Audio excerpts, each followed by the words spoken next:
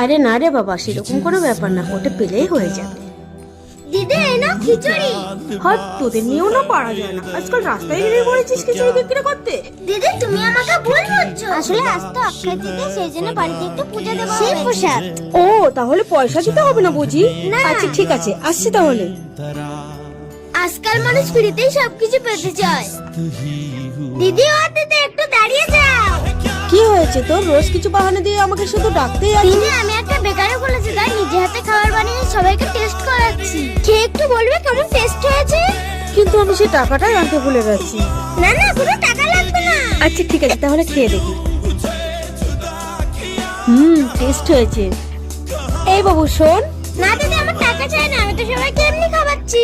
দূর বোকা, তোকে টাকা কে দিচ্ছে? আমি তো তোকে শুধু মন ভরে আশীর্বাদ করছি, তুই অনেক বড় হওয়া কেমন।